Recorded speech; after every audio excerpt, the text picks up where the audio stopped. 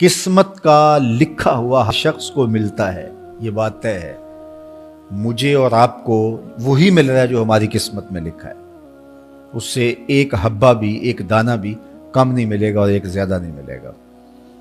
صحیح حدیث ہے، بخاری کی دیگر کتب حدیث میں موجود ہے، جب بچہ شکم مادر میں 120 دن کا ہوتا ہے، تو 4 ماہ کا جب بچہ شکم مادر میں ہوتا ہے تو اس کی روح پھونکی جاتی ہے، تو فرشتہ آ کے اس کی عمر بھی لکھ جاتا ہے، اس کا شقی و سعید ہونا بھی لکھ جاتا ہے، اور اس کا رزق بھی لکھ جاتا ہے۔ تو رزق جو لکھا گیا وہ ہمیں ملے گا، اور جب جب ملنا ہے تب تب ملے گا۔ جو لکھا گیا ہے وہ بہر صورت ہمیں حاصل ہوگا۔ اب وہ جو ہماری قسمت کا رزق ہے، اس کے حصول کا ذریعہ کیا ہے؟ بذریعہ حلال ملتا ہے یا اس کے ذرائع حصول کے وہ حرام ہیں؟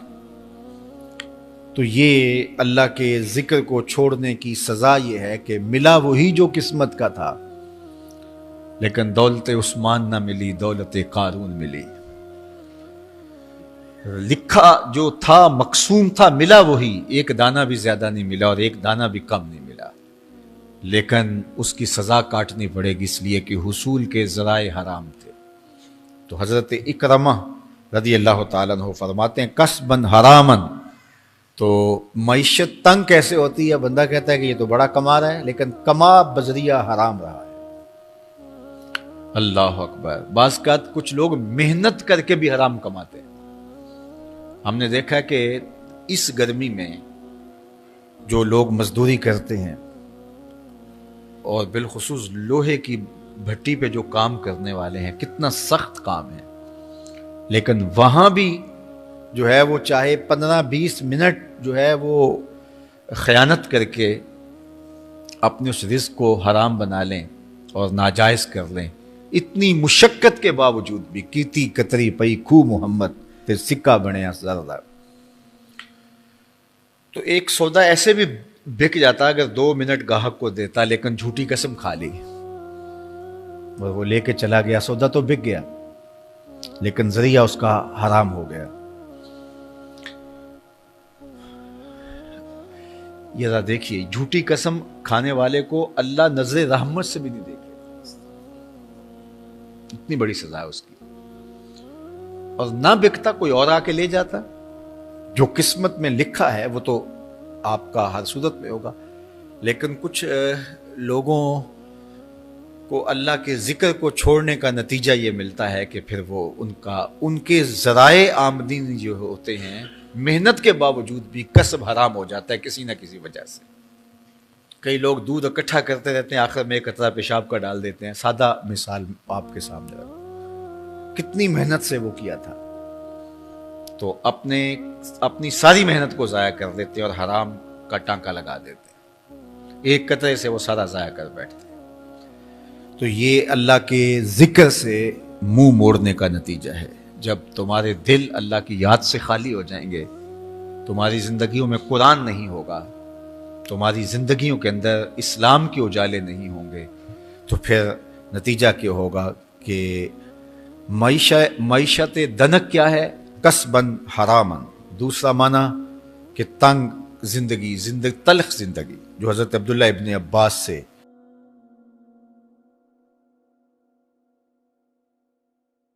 یہ امت خلیفہ بلا فصل، خلیفہ اول، امیر المومنین حضرت سیدنا ابو بکر صدیق رضی اللہ تعالیٰ عنہ کی مرہون منت ہے، ان کی احسان مند ہے۔ اقبال نے کہا تھا امن الناس بر مولائے ما، کلیم اول سینائے ما، ہستی او کشت ملت را چوں ابر، ثانی اسنین و غار و بدر و قبر۔ کہتے ہیں کہ وہ شخص جس نے ہمارے آقا و مولا پہ سب سے زیادہ احسانات کیے، اور میرے آقا کریم نے ارشاد فرمایا میرے اوپر جس نے بھی کوئی نیکی کی میں اس کا بدلہ چکا دیا دنیا پر ہی، لیکن ایک ابو بکر ایسے ہیں جن کی نیکیوں کا بدلہ قیامت کے دن رب ہی چکائے گا۔ یہ حضور علیہ السلام نے ارشاد فرمایا۔ اور پھر فرمایا ما نفعنی مال احد قط، ما نفعنی مال ابی بکر مجھے کسی کے مال نے اتنا نفع نہیں دیا جتنا ابو بکر کے مال نے نفع دیا. اپنا سب کچھ حضور کی راہوں میں نچھاور کر دیا. مال پیش کیا، جان پیش کی، اولاد پیش کی، وقت دیا، ایک ایک سانس حضور کے نام کر دی. کہتے ہیں حضور علیہ السلام کا سایہ نہیں تھا، لیکن ابو بکر رضی اللہ تعالیٰ عنہ سایہ بن کے حضور کے ساتھ رہے، سائے کی طرح حضور کے ساتھ رہے. بدر کے ساتھی، حضر کے ساتھی، سفر کے ساتھی، غار کے ساتھی، حد ہو گئی مزار کے ساتھی.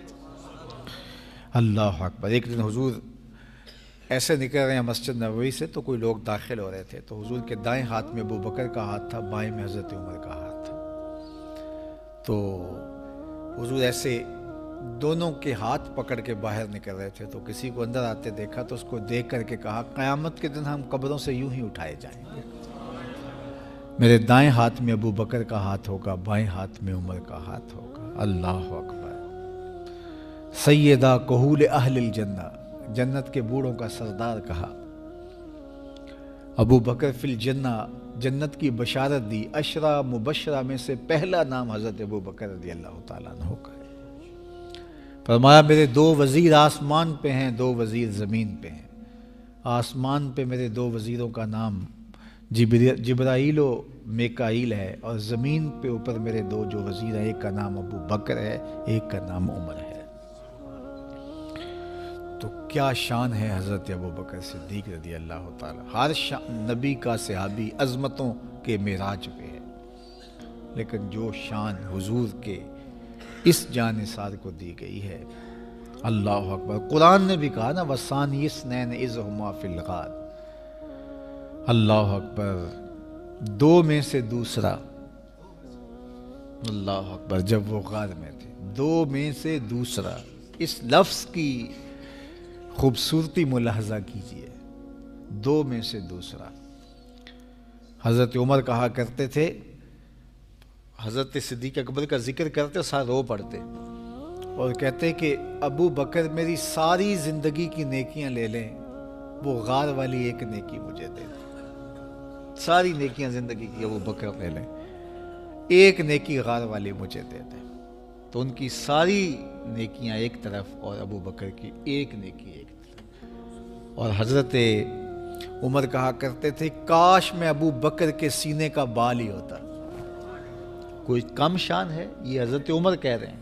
یہ عمر جس کے بارے میں میرے حضور علیہ السلام نے فرمایا کہ میرے بعد اگر نبوت کا دروازہ بند نہ ہوا ہوتا، میرے بعد اگر کسی نے نبی ہونا ہوتا تو وہ عمر ہوتا. اتنی شانوں کے مالک. ان الشیطان یفر من ظل عمر، شیطان عمر کے سائے کو دیکھ کے بھاگ جاتا ہے. وہ عمر کہہ رہے ہیں کاش میں ابو بکر کے سینے پر ہوگا ہوا بال ہی ہوتا. یہ شان ہے، یہ عظمت ہے. سارے حضور کے صحابی عظمتوں کے معراج پر، لیکن ان کی شان ہی وکری ہے.